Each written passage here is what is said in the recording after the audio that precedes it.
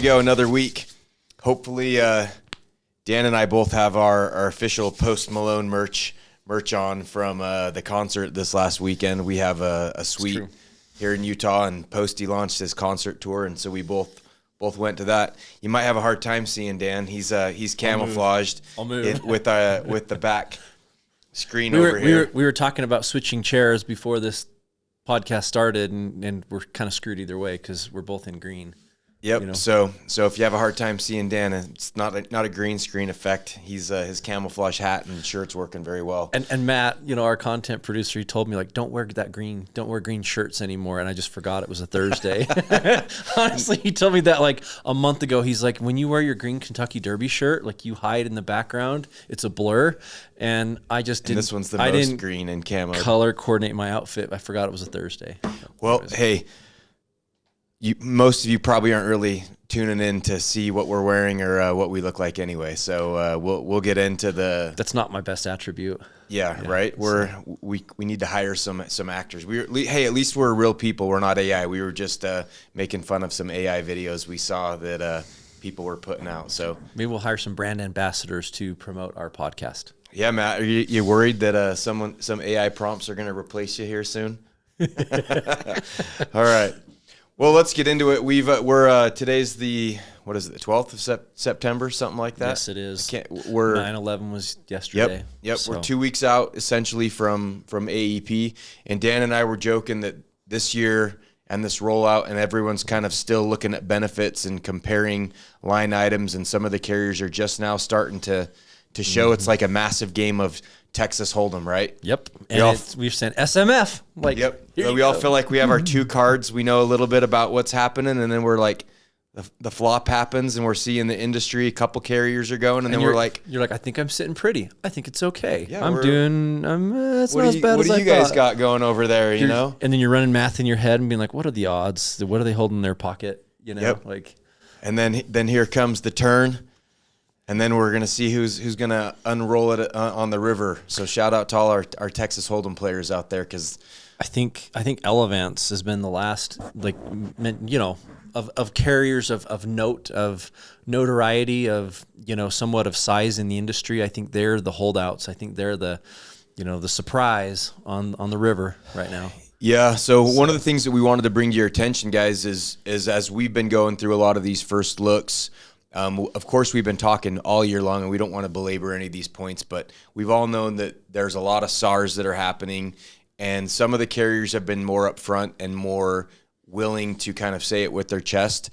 But even that, I think people are aware of a lot of where there's whole state SARs, where plans are exiting the entire market. But what we're really seeing, and what we're having a hard time identifying, some of our agents, are a lot of the carriers are basically eliminating sporadic plans all throughout the board, mixed across all states and all markets. Yeah, I would just call it, just so that everybody understands, like the way that we've been processing that information, like we call that like a subset. So you have like a full actual SAR area where a carrier's saying like, yeah, we're completely pulling out and we're not there. But then this subset of plans being removed. So when they file these Medicare Advantage plans, they're referred to as like a PBP or a HICN, a health insurance contract number. So every plan has its own HICN with the government. Like this HMO plan has this specific HICN number, and you'll see it when you're quoting in like Sunfire or Connecture or on the old plan materials. Yep. On the old booklet. If any of you guys have enrollment kits, plenty of them do. It will say like the HICN number on it. Well, so what we've been noticing though is that a lot of the carriers haven't been telling you and saying like, they're not saying that they're doing a SAR, because what they're doing is they're saying, well, we're just shutting down this particular HICN. Let's just pretend it's a PPO, but we're going to have this HMO available. So we're not pulling out of the market or area. We're just removing this one and introducing this plan. But, again, when it comes to crosswalks, and I'm trying to do a better job of this on the podcast and slow down and explain some of this, because we frequently get people saying like, hey, can you explain it to me like I'm 3, like break it down. There's a crosswalk you can do with CMS where if you shut down a plan, introduce a new one, if it's like PPO to PPO, you can automatically migrate your business from the one plan to the other. When it's not like to like, you can't crosswalk, which means that somebody needs to rewrite that plan. And so this is the big concern that we've been talking about this week is all the brokers who are out there thinking like, oh, it's okay, I don't have SARs in my area. And the carriers are saying, hey, it's all good. We're not pulling out of the area. We're just quietly shutting down this plan that's maybe not as profitable. And we're introducing this new plan. And that requires you to go out and rewrite that member and put them on that plan, because if you don't, there's like warm fuzzy conversations from carriers about we're going to honor agent of record and do. It's very convoluted. It's very gray. And for you to just hope that your member that you've had on this plan ends up on their new plan and that it's tracked to you and you're paid appropriately for it, I think it's a pipe dream. Yeah. And so our caution and our advice to all of you agents out there is go through your book of business, right? Match up those HICNs, those HICNs that Dan was talking about. Make sure they're going to continue on into next year, and go through line item by line item with your clients on your book and make sure that they're around. This year, it's important to service your book of business every year, of course, but this year way more so than ever before, because benefits may have been degraded. Degraded. It didn't sound right when I said it. Degraded. I think that's a word. It's kind of like when people say preventive or preventative. Yeah, maybe they're both words. Either way, you're not tuning into this for the grammar. But you need to make sure that your plan is still in the best interest for all of your clients, right? And that pretty much goes across the board. All of these carriers are going to have some sort of affected plans across the industry. And so you really need to be a really good agent. And even a lot of our good agents are starting to figure out and say, hey, there actually is more impact than I was initially anticipating. We're like, that's what we've been trying to tell you for the last 6 months. I know. I'm like really wanting to bang my head against the wall where I'm like, they're talking about all the fun adventures they've been doing all year. And I'm going, I've been trying to shout from the rooftops about all this interruption and your cash flow that is your book of business that's been funding all your fun and activities this year that is going to go evaporate if you don't work and pay attention and care about this stuff because it matters. So yes, I've been slightly frustrated with all that, but I will say we've been very particular in trying to talk to those carriers and say, okay, this HICN, is it crosswalking? Perfect. Let's not worry about these particular HICNs in our book of business. Okay, those ones at least, if we're seeing the old plan, and especially if it's an upgrade or a wash, like same in benefits, then, we're giving that kind of a lower risk score to our book of business, and that those members are probably in a good spot. And we're having to focus on address other members who are more highly impacted. So you should be going through the same exercise at a smaller scale. And the other thing that before we move on, I want to maybe shout out to some of the people in the industry and partners. And I'm going to name, Jared Strock and Telos first. He does have, from an actuarial side, some tools and features and products that can help you identify where there's disruption to kind of point you in the right direction.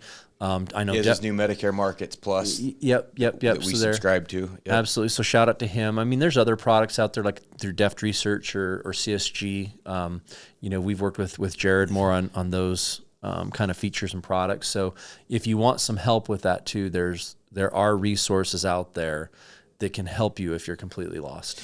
So. Yeah, we'll kind of move on topics, but what is it called when someone like ninjas out of a party? Brian does it all the time. Is like the Irish goodbye. Is that what it is? Yeah, the Irish goodbye. I feel like smoke bomb. Just I feel like a lot of these carriers are doing the Irish goodbye in a lot of these markets, not just with their entire plan, but also a lot of these benefits. And we're starting to see that a lot of pretty routine core features. We're seeing that one carrier, multiple carriers are all of a sudden silver sneakers is no longer available in a lot of their plans. Yep. Or their dental has been massively degraded, or their dental's gone down a way to just like a little reimbursement or allowance. So check on the Irish goodbyes from all these plan benefits. And, right? and I'm just going to add, even we had some of our staff attend local broker rollouts here this week. They're already starting, right? And that's another thing. Like, I mean, I guess we're part of the problem. We have a rollout next week for Agent Boost, but I don't know how the broker community feels about the rollouts. But I'm like, oh my gosh, every carrier now does 3 rollouts in every state, so that it hits every 2 hours of traveling distance. They do 3 rollouts time 10 carriers. There's like 30 rollouts per state, and then every FMO has a rollout. And I'm just like, oh my gosh, like so many freaking rollouts. Can we minimize them a little bit? But anyways, my rant's over. We did learn, though, at some of these broker rollouts, those little details, that little minutia that really matters. And we found yesterday that the carrier had 2 counties that they were exiting that wasn't really disclosed at the high level nationally.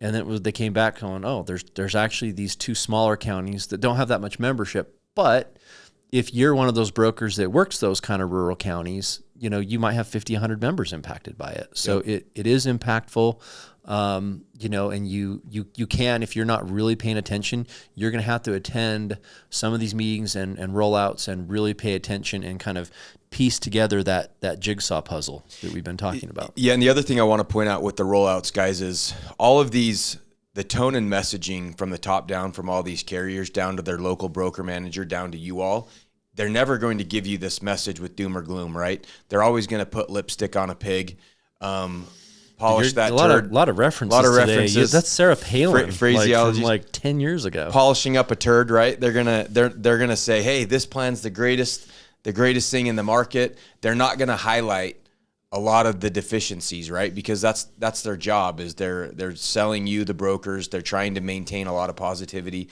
in the market. So you just need to make sure that you all are paying attention to what those specific plan benefits are, that you are being alert, and you're knowing that it's the broker managers and these carriers are probably not going to come out and say, hey, we're looking really rough in this county and we're having this massive thing that's going to impact us. Right. And you probably shouldn't sell us, right? They're going to do the opposite. And so you need to just do a good job of making sure all of your clients are going to be best served in the way that they need. And like we're going to wrap up with this episode, this is a chance for the agent community to really, be the heroes of the industry and do a fantastic job this year. Yeah, and the same thing. We're pretty realistic. We're not just, obviously our relationship, it feels a little precarious sometimes because vendor-supplier relationship, we have contracts with all the carriers, and then we have obviously contracts with agents and agencies for distribution, and, kind of being able to, I don't want to say stay neutral, but have ethics and morals and maintain integrity and be able to appease both sides of it. It's a challenge sometimes. We got to do the dance. And unfortunately, like Mike was just talking about, we have a lot of agents who don't understand that. And I think that we have very great conversations with carriers who are like, hey, here's the landscape. Here's what it's looking like. Yes, here's our right to win areas, or where we're solid. You're not going to have any problem getting business here. These areas are kind of neutral. These areas are rough for us. So if you can help us get sales here, there's certain areas where it's always like this particular member is more significant to us than others. And sometimes that's based on revenue, profitability, reimbursement, or maybe it's just such a challenge that getting the growth, there's other reasoning behind it. But there is a big strategy behind the scenes that is playing out. It's not just like, well, why can't things just be easy with great benefits everywhere and things be standardized and be neutral? And anyways, there's a whole lot more to it. Yeah, so you agents out there, we're going to find pockets where some plans are particularly good and some plans have exited, and you're going to find, the agents who are going to do really well this year are going to be the ones that are finding those movements, those blocks that are moving, and they're going to be able to shift and help a lot of people where maybe a plan's exiting or a plan's not doing so well, but there's another one that's weathered the storm a little bit better, and you can move that and migrate that business there.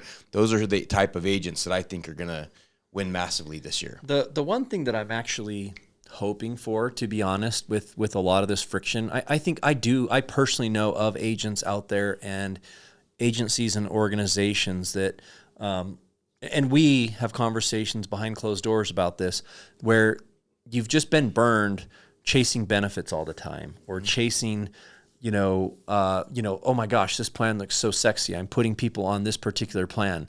there really is something to be said about just if you go back to the basics of what we're doing in health insurance and helping people and understanding, what do you really want? Do you want a benefit that says this high dollar amount, or do you actually want to be able to like utilize your plan, access care, have a good experience when you're sick, when you need your medicines, when you need access, you can actually do that. I mean, that is what's most important to most beneficiaries. I think far too often brokers get too caught up in trying to save somebody $3 here or there on a copay, and they don't understand what really matters at its core. And if hopefully with all this disruption and chaos that we're experiencing, brokers can consider, using stability and actually putting people on a plan and having that as part of the conversation with their beneficiaries as to, look, this particular plan might save you $200 out of pocket or give you $200 in extra,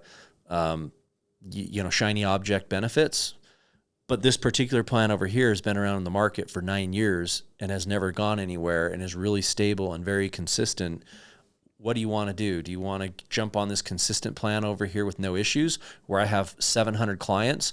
Or do you want me back here next year to change your plan again to whatever the next hot thing is? I mean, I would hope for that. Yeah, I had a conversation with one of our good agency owners yesterday about just that. And I said, hey, let's, there's this kind of rinky-dink backwards carrier that might potentially look good for a year, but it has a lot of headwinds if you understand the industry. And I said, in the industry, we technically call them ankle biters. Yeah, the ankle biter carriers. And they don't think they're an I'm not. Hey, I didn't shoot any shots at anybody. None of these ankle biter carriers have the self-awareness to know they're the ankle biter carriers. But hey, I said, what would you rather have? Your block of business with this, carrier? What do you trust in 5 years from now is going to be around doing a better job servicing those clients? This carrier or this carrier X that's proven to be long-term, stable, viable. I said, where would you rather have those clients? And he said, oh, the big long-term stable one. I said, well, okay, well then, in fact, why are you worried about this one? In fact, we talked about it, and I said, you pick. Would you rather have 1,000 members on this plan, or would you rather take 600 on this one? And I was like, 600 members, 600 heads on that plan all day. Yeah. Well, and again, we've been talking about it all year long. The industry's moving towards this state of stabilization and optimization, and it's going to benefit those, and it's going to benefit those. It is going to benefit a lot of the bigs too, and the ones that are better vertically integrated and the ones that have the benefits of planning ahead and things like that. And we are going to, unfortunately, go back to more segmentation, right? Which I don't want to keep saying, and again, belabor, because if you're a regular weekly listener, this isn't just like a one-off episode for you.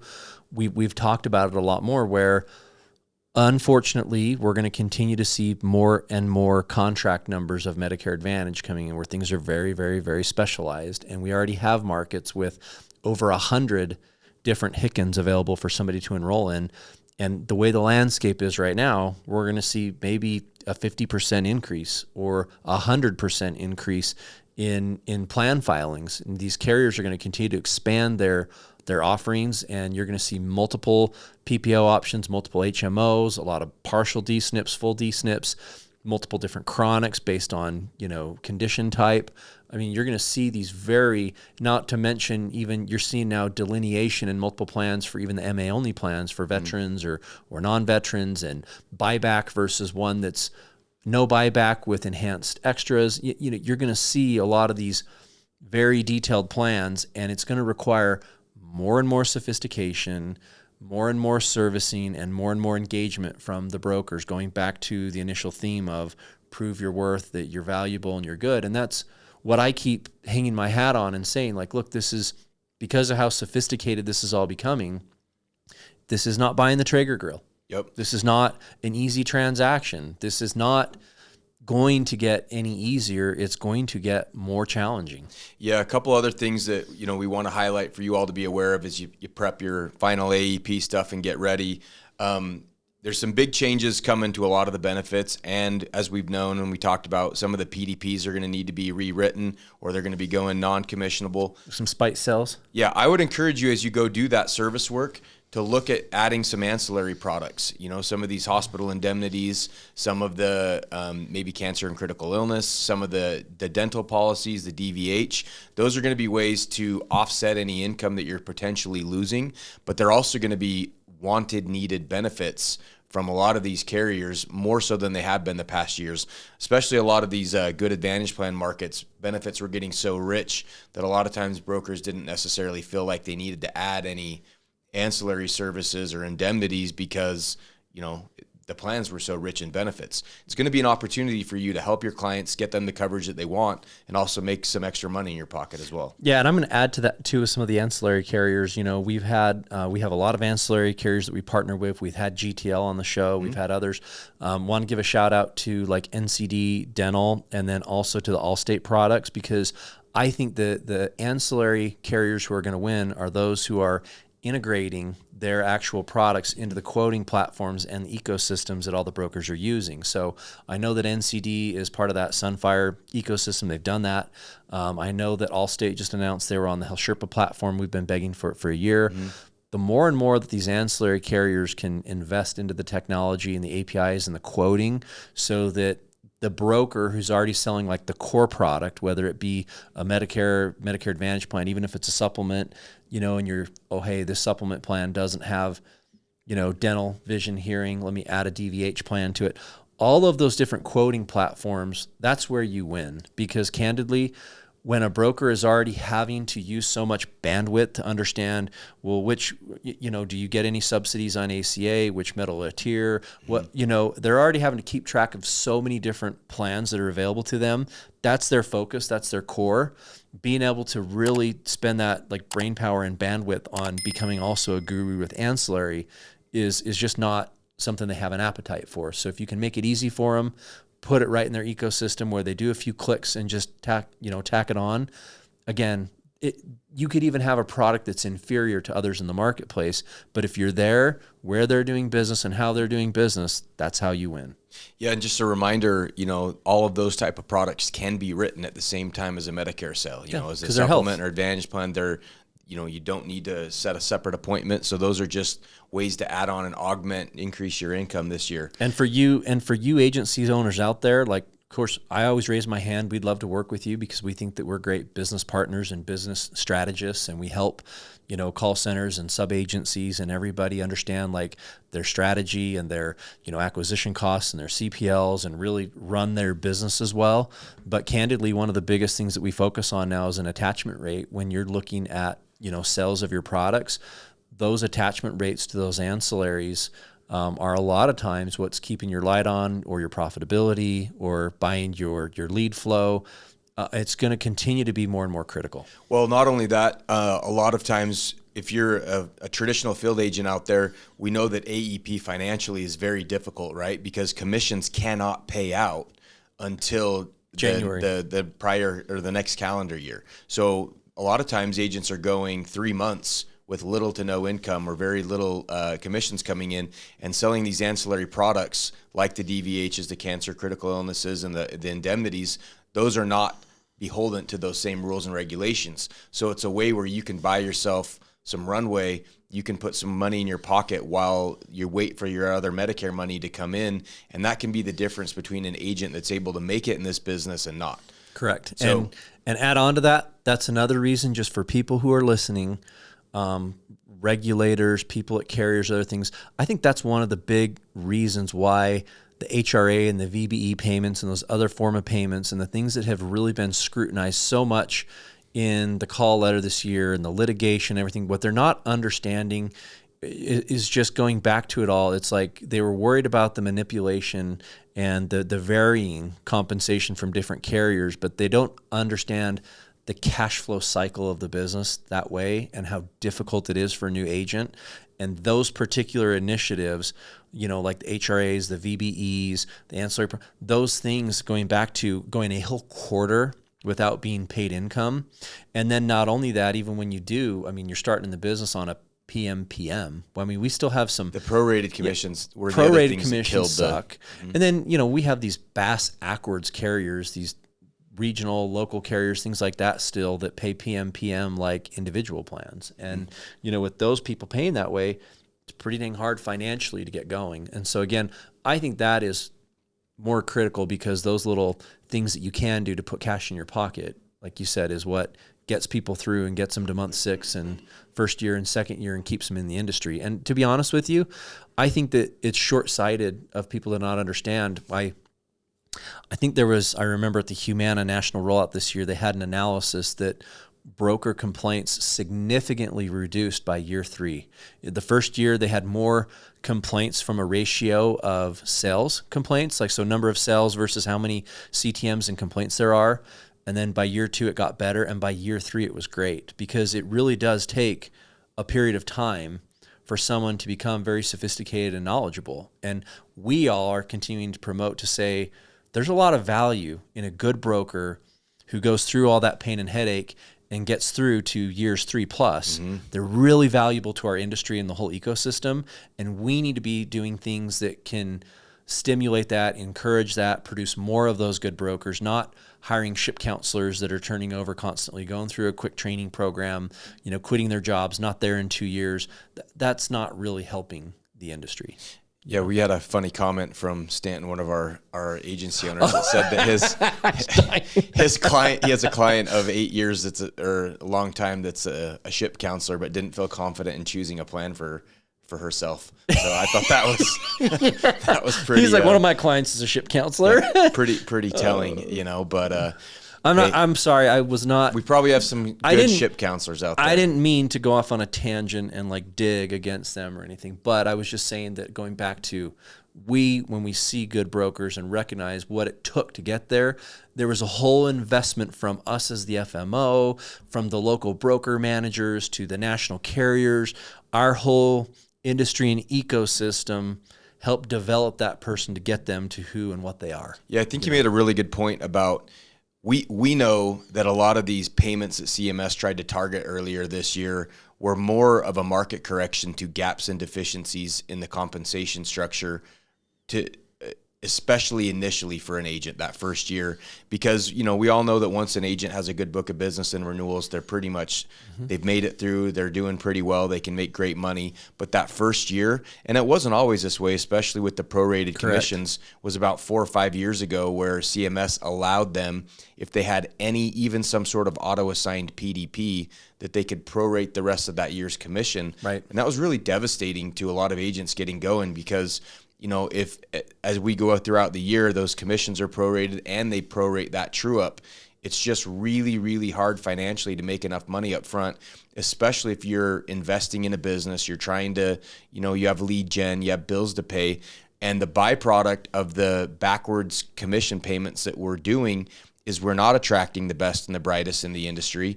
You have people with good intentions that try to get into the industry, and it's so difficult financially for them to get going that they just don't make it in this industry. Right. The fact that it's a 92% washout rate within 2 years is just absurd. We could do some things that actually wouldn't cost the system more money to just change when and how they're paid. That would fix a lot of this, right? It would fix the cash flow formula. I would trade HRAs for just being able to pay the year advance commission with chargebacks again in a second. That would fix a lot of issues. Yeah, just do a chargeback on 3 months, or if you want to keep doing the year, that's fine, but stop prorating commissions. Or there's a lot of trade-offs that could be done that I think would yield a better result and ultimately give us more longevity with brokers in the industry. Yeah, or pay a partial commission or something like that during AEP on submission or something like that with a with a an 50% hold or something. We do that. We've done that before and tried to solve that for agents, but it's just not our problem to solve. I'll be honest, we sometimes we're holding accounts, receivable of $500,000 on broker commissions, because we would, have LOA agents and we're advancing commissions and, because they needed that, and that was a problem we were trying to solve in the industry. Yeah, it's how some of these different models have emerged. That's why the LOA model is getting proliferated across our industry, is because it is so difficult for people to learn the business, deal with the headwinds of compensation, and then also be able to survive and provide for themselves or a family. Yep. So we went off on a tangent. Yeah, that was a commission tangent, but I think it's something that's super important that's never really talked about enough or understood. We could go on and on for that. But another thing that I want you all to be aware of is September 30th, this month, is the last time that you will ever be able to use that quarterly dual or LIS SEP for changing people, because we have talked about it and it's been pretty well known throughout the industry, but I don't think that agents and carriers and beneficiaries are quite prepared for how bad or how big that's going to impact the industry next year. So if you have service work that needs to be done for duals and LIS, you've got about 2 more weeks from the time you hear this, or maybe it'll be gone. But then we go into quarter 4 where that quarterly. Hey, and also keep this in mind too. If you have plans that are dual plans and you know they're going away and you do have information, you absolutely do have an election code right now. You can use it. Remember, compliance-wise, you can't go to your beneficiary before October 1st and say, oh, hey, you know what? Your plan's going away. So let's put you on this other plan. You can't do it in that manner. Okay. So remember, unless they got a SAR letter. SAR letter. Yeah. So if they have not, you can't just go volunteer that information and try to force them to move. You can absolutely, however, go and have a consultation appointment, meet with them. You know, if the plan's good and attractive, recommend they switch to that other plan, and you can knock out some of your service work and kind of get a head start on AEP. So just move into 5 stars, etc. Like, hey, trust me on this. We're going to want to do this. Wink, wink. Exactly. So you can do some of that work right now. And again, the dual thing, to your point, I think we've been talking about it like everything for a year about how big this is going to be. But until brokers actually start having the experience next year where they're going to write a dual, and we've talked about HIDE and FIDEs and which areas are aligned and where you can do it and where you can't, until they actually start trying to submit applications and they're all getting rejected, it's not going to hit home. It's not going to resonate. Yeah. So there's I think our agents that are digging into all the duals and the HIDEs and FIDEs right now are starting to realize that, you know, this is the last hurrah for some of those. And then starting in quarter 4, what I was going to tell you, back to, you know, saying we can service all those people in September right now with ANOX. I don't know if you know this, but our sales are trending about 75% up, or enrollments over year last year. And that's in part because some of this stuff's already starting to hit. Oh, for this month. Yeah. And we're also seeing a lot of clients that have had stuff leak out where they've heard from their doctor or their provider, like, hey, my plan's going away. So FYI carriers out there, you know how you give me like my AEP goals for like 1-1 applications, you know, you need to give me a buffer of 10% because we're just crushing it this Q4 right now. We weren't even planning on it, but we're doing great because, like, to Mike's point, never works like that. I know, right? They're like, no, you committed this number. Yeah. But no, essentially, to your point, we're up 75%. Like our sales from last year to this year, it's SARs. And I think we want to talk about SARs just quickly. I'm going to say, we don't know. Like the carriers, like I said on my last episode, they're not telling us when they're sending out the SAR letters. It's just, my clients are calling me and they got the letter, so I didn't know, but apparently word's out, cat's out of the bag, and so now all my clients know that the plan's exiting. And we've been getting flooded with phone calls already. And remember, the carrier has to get it out before the end of the month. So it could be tomorrow, could be next week. It's AEP's already here is really the temperament. I think the tone of what you're trying to say is usually brokers are like saving their mental fortitude and their work hours and their energy for, I'm going to work really hard during AEP. So they're getting in their last little vacations and their last hurrahs right now. That's not a thing this year. Like, that's not happening. It's already kind of AEP time. It's here. Yeah. So I get a kick out of the agents that are going to go from working 38 hours a week or 30 hours a week to 35. You know, it's like, hey, the good agents are working 70, 80 hours a week during AEP, you know? Yeah. But that's one thing to be really aware of, guys, is that the D-Snip SEP is going to be gone. So a couple things to point out regarding that.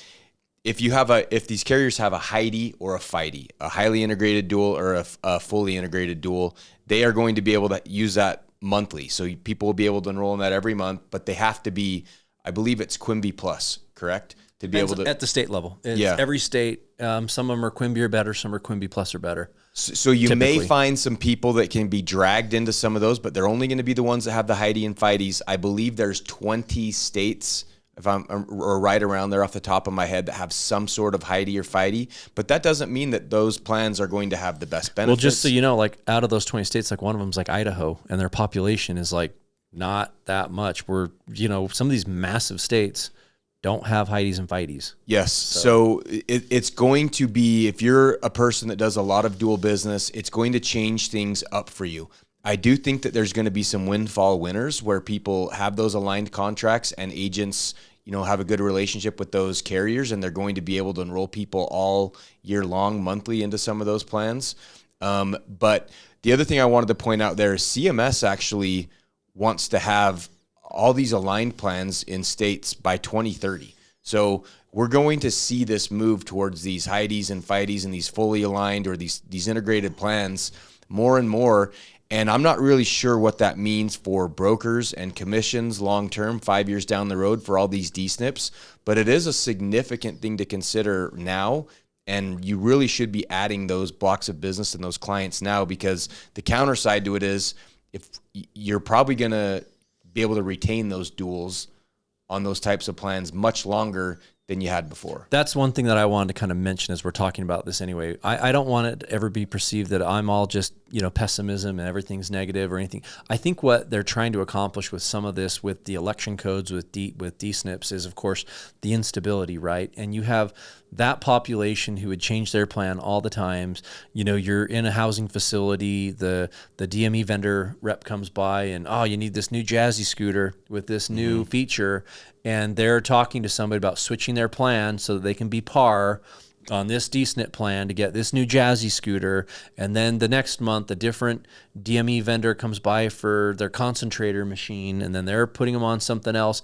And there's a lot of, or somebody goes into a facility and needs a skilled nursing facility, and they're like, oh, that one sucks. Back to original Medicare. Yeah, it's just, there's a lot of this movement with the D-Snips, and a lot of it's because it's just that population struggles to access care, to navigate the system.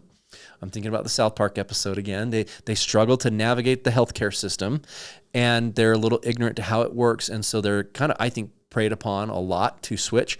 And then you have a lot of people that for a lot of years, there was a lot of abuse with narcotic abuse, and there was quantity limits, and they were changing plans. Those duals change over so much that there's never a baseline of care, and the health insurance company can never really understand what their conditions are, help manage better outcomes, because they're constantly moving around. And so I think they're trying to get them to stay in like a coordinated plan for a longer period of time. So hopefully you can actually get that consistency and get a better outcome and better care. Well, not only that, but there was this whole component of, you know, they're generally higher utilizers of care, and we know how expensive healthcare costs are getting right now, and everyone's trying to manage costs and coordinating care and outcomes. And a lot of these duals had original Medicare and then some sort of state Medicaid, and essentially it opened like this, functioned like this opened access, go anywhere, get any coverage. Right. And it was really frustrating for a lot of other beneficiaries to be like, well, I have to stick in this network. And it's kind of that whole component of, well, you're getting concierge care and this high level of cost absorption. You should probably have to, you know, stick within these models to get the care, so we can drive those costs down, make sure you're getting the care that you need. And there's not this level of kind of like the wild west. Go anywhere you want. Go anywhere you want. And I think that's what they're driving to. I think most of the broker community doesn't actually understand that. Mm-hmm. That's something that I think we need to continue to educate them on. I used to draw circles on a whiteboard back in the day and draw like the Med Advantage, you know, D-Snip plan network, but then the CADE network, and you have to have them overlap and say, just because you have access here doesn't mean you have full access, carte blanche to go wherever. You still have to stick within that Medicaid network, right, for dual coverage. And I think that people are not understanding that. I think as it drives in year after year after year, and, you know, and the SNP population, just shout out to everybody listening. I checked before, I fact checked. You can fact check me, like the debate, fact check me. That's the moderator. They've doubled the SNP enrollments from 2020 to 2024. In the past 4 years, SNPs between chronics and D-SNPs has doubled. So again, if you're one of the brokers that's kind of hanging out on the sidelines being like, yeah, I don't really work with duals, I don't like to, they're unstable. Well, that segment of the market is going to continue to grow more and more over the next, and as you start to see, again, Medicare Advantage creeping, we're not in this giant boom Goldilocks era, we're going to see the points moving by 1 or 2 points of MA penetration per year now. A lot of that growth is going to be due to these SNPs. So you're just going to have to accept it. You're going to have to start understanding. You're going to have to be more sophisticated and start working with these dual eligibles. Yeah, I was going to talk to you about this, but one unintended consequence that I think we're going to see is almost back to, we're going to see people using election periods to get dual eligible people enrolled in traditional MA plans that will be coordinating with Medicaid, because you're going to find people that are on nothing, and they may not have in those states, they may not have a qualified plan or a highly integrated plan, and they're going to be like, well, for now I can use this election period and get you enrolled in this MA plan, and have your state Medicaid coordinate with it. Like, yeah, so we call them like OMs. They'd be original Medicare, right, with an assigned PDP, like a benchmark assigned PDP and Medicaid. And then an agent's like, well, let's just throw you on an MAPD, right?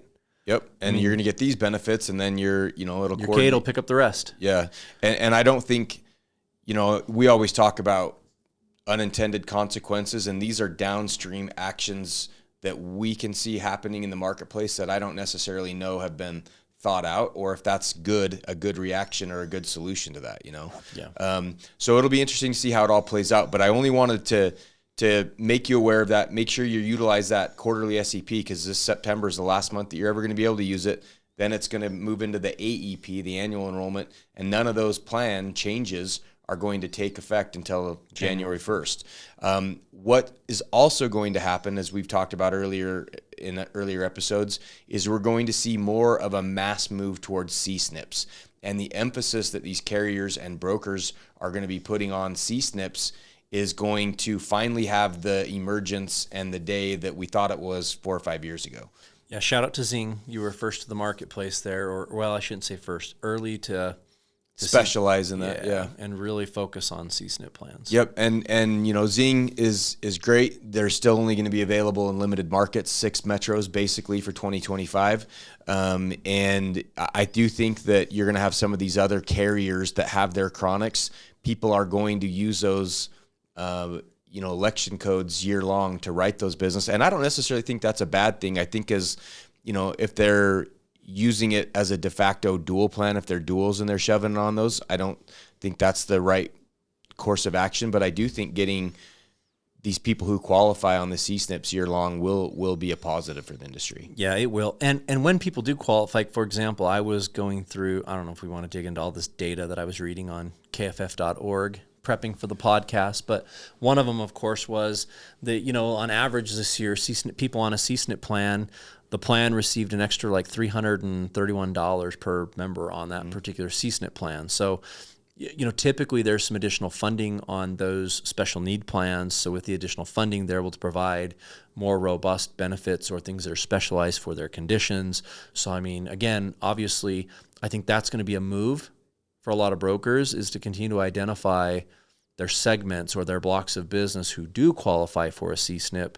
And when you can place them there, then it becomes very stable and hard for something better to come along to have your client go to. Plus, there's the whole element of like managed care and coordination. Mm-hmm. And so I think, again, going back to where are things going, more and more into that versus just, hey, everybody jump onto a standard Medicare Advantage plan. Yeah, and I think with some of the changes to V28 and the reimbursement rates for some of these conditions has kind of been pared back and caused a lot of disruption.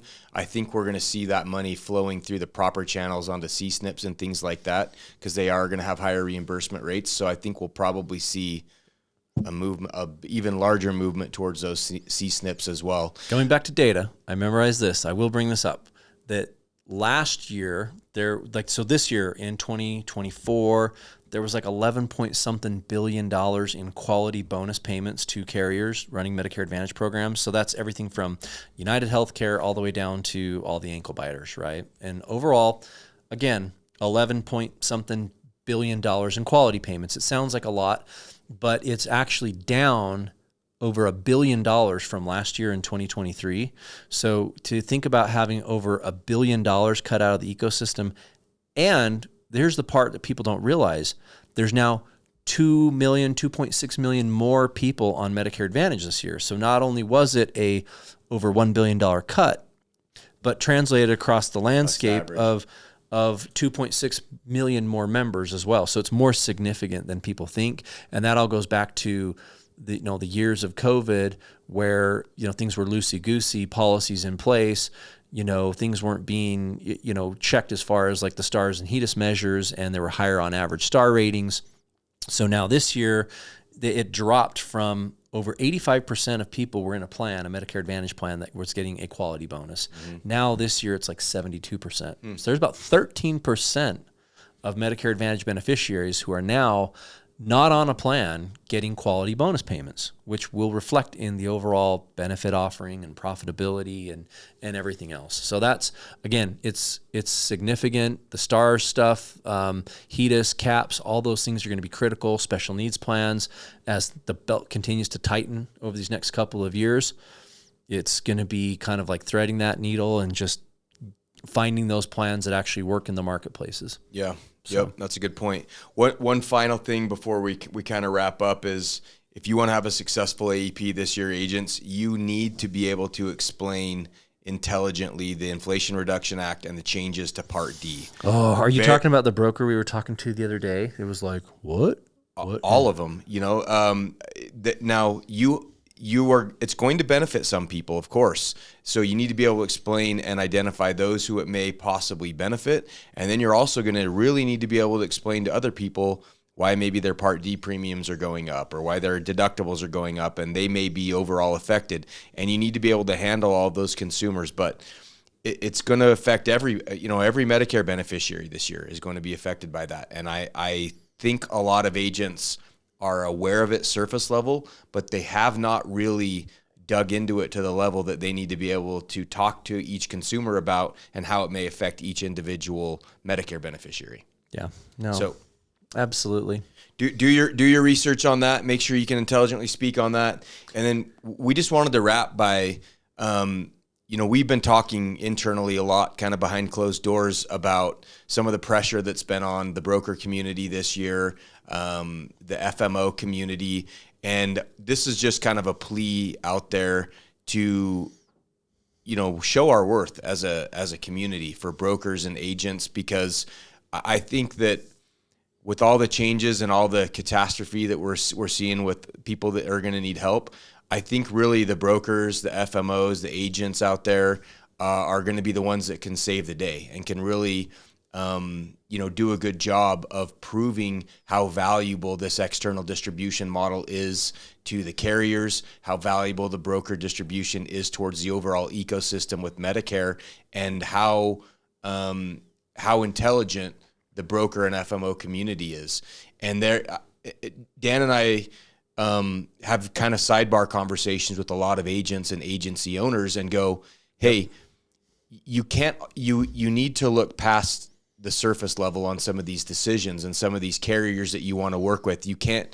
Don't just always be influenced by, they have this one line item carrier, their Part B buyback's a little bit bigger, so I'm going to move all my that's going to be my lead carrier, I can't tell you how often we talk to a broker who's like, but this plan has X amount in dental or vision. It's a peripheral thing. It's not even their core medical. It's some other outlier benefit. And then at the end of the day, you find that it's a vendor that they're using with a slim network, and it's all smoke and mirrors because you can't even access it anyway half the time, or the experience is bad, or it's offset because, that's great, they get this ancillary benefit, but then when they literally need customer service or something, it's a god-awful experience. They're chased around to 4 different lines and can't even get somebody who either is onshore or can even talk to them intelligently about their problem. Yeah. And it's worthless. So let me give you a very tactical, specific example of something that I'm talking about. As we know, a lot of these commissions, PDP commissions,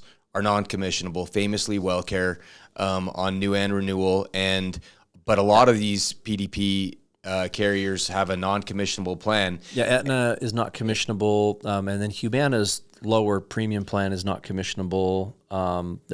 Anyways, it's correct. not. So I'm going to say something that might be unpopular with some agents, but you should still do that work. You should still enroll somebody on a PDP if they're your client on a supplement.